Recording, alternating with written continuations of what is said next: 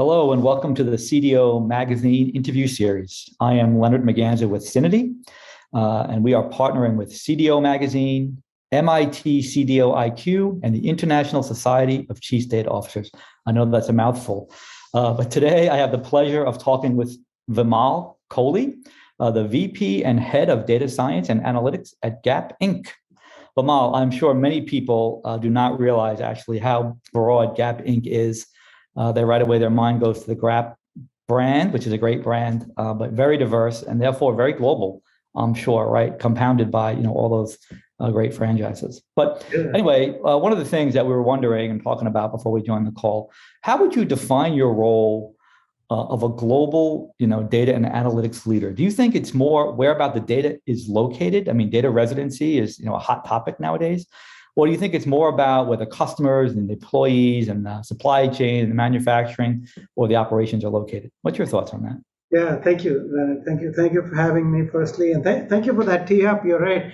A lot of people think about Gap Inc. and they think about only one of our four brands, and of course, Gap is one of our brands. It's an iconic brand with a very rich and long heritage and history. But we have three other brands. We have Old Navy, we have Banana Republic, and we have Athleta and Gap, of course. So the four of them together is Gap Inc. I think that's a great question. I actually have, a slightly different point of view on that. I think it's actually about none of those things because I fundamentally think, Leonard, the bigger challenges, you might have often heard people say this, that a lot of companies will say that, the cliche is they're data rich, but insights poor.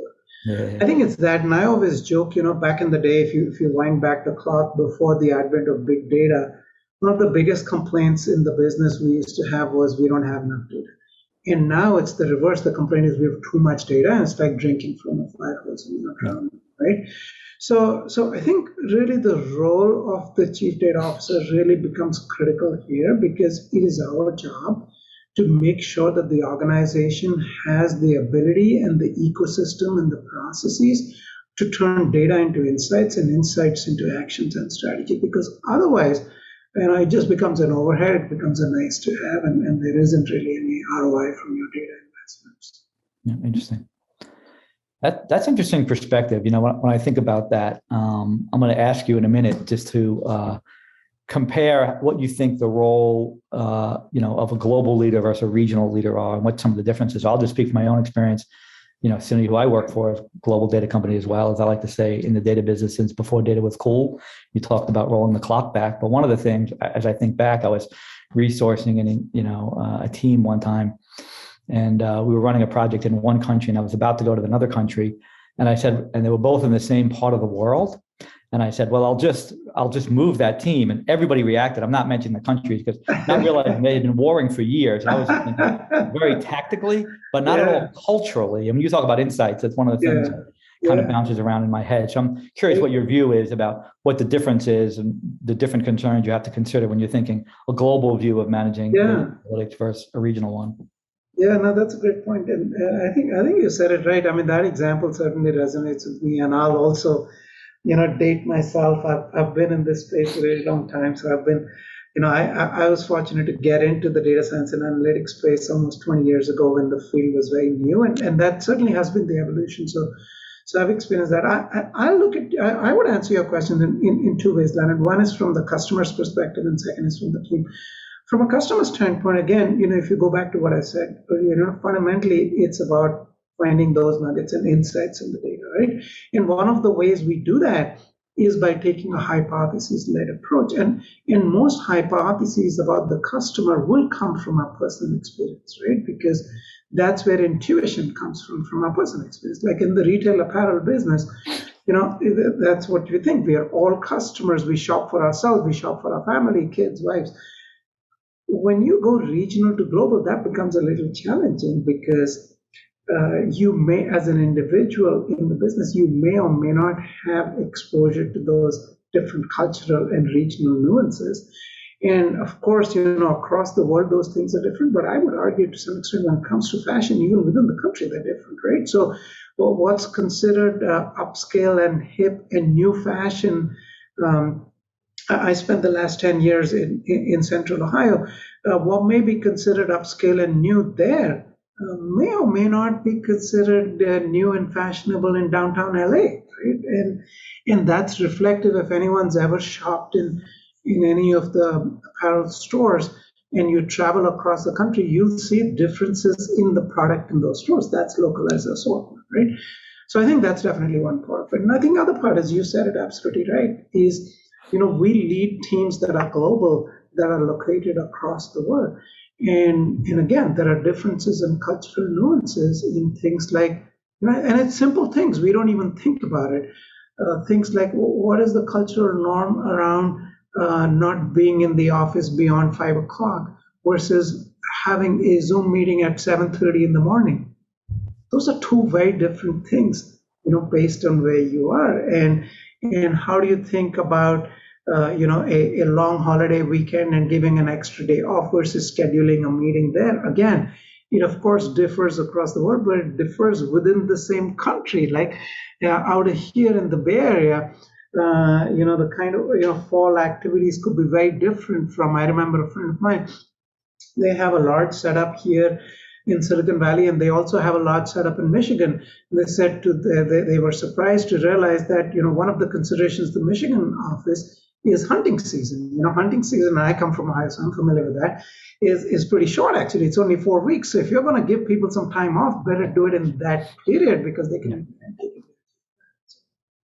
Yeah, that's interesting. So you talked about some of your analytics being hypothesis based. I'm going to make a hypothesis now. I'm going to ask you a question in a minute about what do you like about, enjoy most about having a global role? I think about myself having a global role. I used to fly around the world, taste food around the world, and all that kind of got deflated. But some of that in a practical way, you still engage many cultures and the like. But I'm just curious what you enjoy about that role. Yeah, I think to some extent goes back to what I was saying earlier, which is that there are certain values and beliefs in shopper behaviors that customers exhibit the same way, regardless of where they live. On the other hand, the manifestation of those things is very different. So I'll take ourselves as an example. Old Navy is one of our brands, right? And we're based on democracy of style is right. So we're a value brand.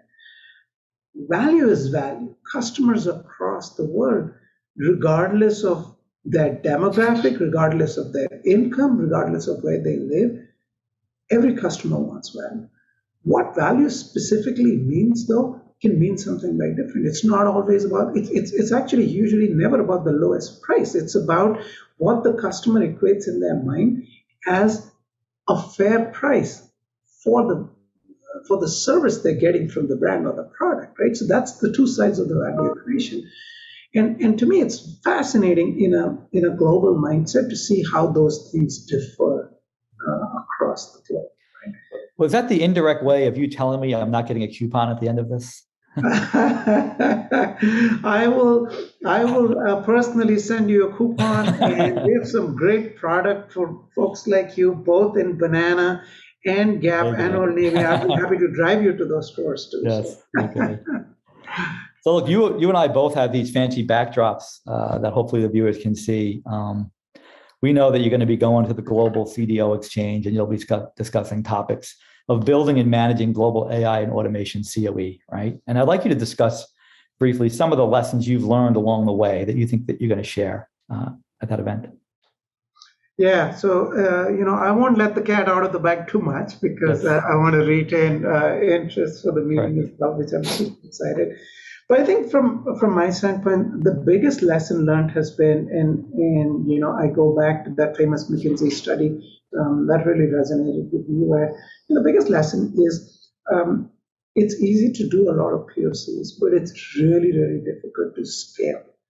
It's difficult to go into a production mindset. And I think about it a little bit like, I call it the artisan model. It's a little bit like how a painter paints a painting, like painting a Picasso. You can produce a great painting, but it's really difficult to do that at scale with the kind of velocity that modern businesses need. And I think those have been some of the biggest challenges. And I think we're certainly not at a point where we've solved every single problem, but I think in my role in our team, we've made some tremendous progress and learned a lot of lessons on the way that I think probably will be really useful to share with the others, and also engage some dialogue, because I'm sure others have learned some valuable lessons along the way. And I think this is a challenge probably everyone's going to face. And I'm reminded of the movie Ford versus Ferrari. Those of you who've seen it, Leonard, if you remember the scene where he says that Ford produces more cars in a day than Ferrari does in a year, right? So that making that pivot is difficult. Yeah. Was it my outfit that gave you away that I'm more gearhead than I am a fashion maven? But you were right. I did see the movie. I think you're more fashionable than you might be giving yourself credit for, right? But Banana Republic has some great shirts you might like. Yeah, okay, that's true. So look, in a minute, I'm going to ask you a question for you to give executives that are, creating an AI or automation COE, 3 tips to think about. But I've liked the thing that you've hovered on, and I'm curious if in your tips you evolve that. And here's the thing that I've been thinking about as you're talking. You've talked about, now that we have the volume of data, right, narrowing that down to the insights. And I think ultimately, whether you should go on this journey or you get on these journeys, if you think you're going to have an impact, right? I work for Syniti now. I've been there 20 years. Up until 3 years ago, our name was back office, and people thought of us as literally the back office. And now data is cool. It's in the front office. People say it's the new oil. Call it what you'd like, right? But it's only going to achieve that status if we prove that these efforts of gaining insights actually have an impact in the business. So as you give the tips for creating the COE, I'm curious your thoughts on that. Yeah, no, I mean, you said it exactly right. I think taking an investment thesis is super important. And that's part of my lead-in and my teaser about, the challenges of scale. Because I think that's really, really key. If you really want it to be, people say that data is in the oil, but if you really want the oil to be flowing through the pipelines, we have to take an investment thesis. Otherwise, it'll just remain one-offs. Otherwise, it's not possible to scale. The value capture is very important. It's not about doing those flashy, cool things that you read about in the magazines. It's about driving actual bottom line dollars. Mm-hmm. Do you measure that in your role today, in the COE that you have today? Yeah, definitely. So that's what I meant by the investment thesis. That piece of it is very, very critical. Probably more critical than anything else. Right. Interesting. Okay. So did you know that this event that you'll be going to is held during the Grammy weekend? I did not, but that is super interesting. Now I know. I was not aware. Okay. Do you have a favorite genre of music or musician that you like? So, it's funny. I grew up equal parts from classic rock and classical music. So I love music. I enjoy as much listening to Bruce Springsteen as I enjoy listening to Tchaikovsky. Wow. Okay. Funny you mentioned Bruce Springsteen. I'm currently sitting in Houston. I know you mentioned you're in the Bay Area, but I'm from Brooklyn. So if you're from Brooklyn, I'm from Jersey. I'm a long-suffering New York Mets fan and a long-suffering New York Giants fan. There you go. If you go to any of Bruce's concerts, the boss always. Right. So Bruce Springsteen and Billy Joel, these are the guys I grew up on. Exactly, and he always makes a reference to the Meadowlands and the Giants. So yeah, yes. Small world, right? So anyway, some people have theorized, now that data is in the spotlight, if you would, if I can say it that way, with the advent of big data and artificial intelligence, that we should have a data Grammys, right? And maybe even an award for the best sonification, right? For the CDAOs to vote on when we're out there. I don't know what your thoughts are on that, if you've seen any of those kind of things yet.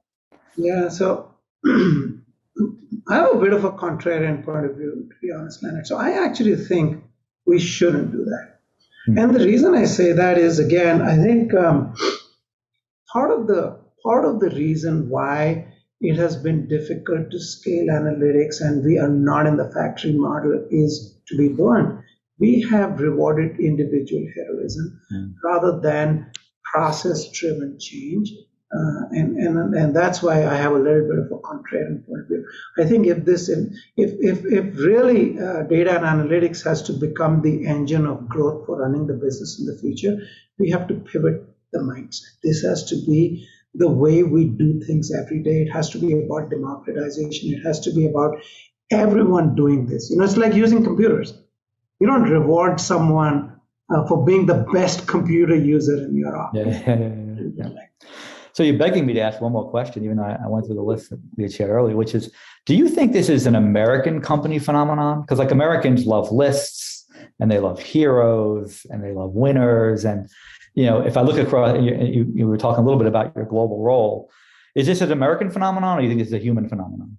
I think it's a human phenomenon. Okay. And I say that for two reasons. So again, as the head of data science, I'm paid to be empirical and data driven in my opinions, right? So if you look across the board, I talk to a lot of people, business partners, my peers, vendors, and it's not like this situation is different in industries in any other country, right? The problem of scale is across the board. Again, I think if memory serves me right, that McKinsey study is a global study. So the empirical data points to this not being a US specific problem.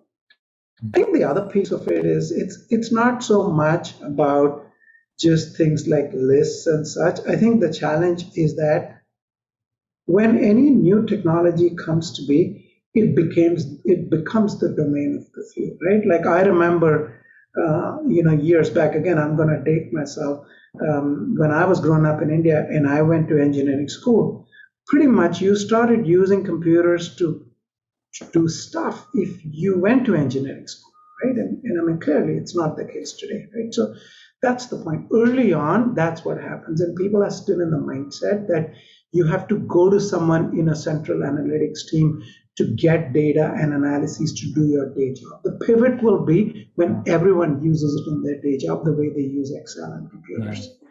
You and I are roughly the same age and from the same region of the world, right? So we saw the maturity of the IT professional. Let's be honest, right? Like when IT started, right, in the late 70s, maybe early 80s, really to gain momentum, inside of large corporations, things like, engineering and accounting and law, they had a long history. And we had a good operational definition of what a professional would know, right? And then when you saw IT come, right, it was really broken, right? You took anybody and made them a project manager. It was very bifurcated. Some guys had tech skills, some guy had process skills, and really, some guys had management skills. You need all of those things to be a good IT professional, but it was too new, right? Do you think now data will go through that same maturity process? Yes, definitely. I think so, definitely, for sure. And that was the point. You said it very well, Leonard. I think that was the point I was trying to make, where the roles will change across functions. In fact, one of the things I did at Gap Inc. was recently I laid out to the CEO and her senior leadership team what I'm proposing as the AI vision for the company for the next few years. And one of the tenets of that is like, back in the day, there was a time, I started my career in automobile manufacturing. And what we used to say was, if you want to build better quality cars, don't make it the problem of the quality assurance department. It's got to be everything. So it's a little bit like that. If you want, and that's what I said in our AI vision, I said, if we truly want our company to be data driven, and if we want to be, an analytics and AI centric company, which we do, this has to be everyone's job, not just of those people that have data in their titles. Yeah, that's well said, right? I mean, really, we're all in business, right? That really should be front line, and we're all at Syniti. We preach that. We're supporting tasks, right, to do good business by doing data well, right? Yeah. Hey, listen, thank you, Vimal, very much for joining me today. Thank you, guests that are listening, and please visit cdomagazine.tech for additional interviews. And we'll talk to you again soon. Yeah, thank you. Great talking to you. All the best.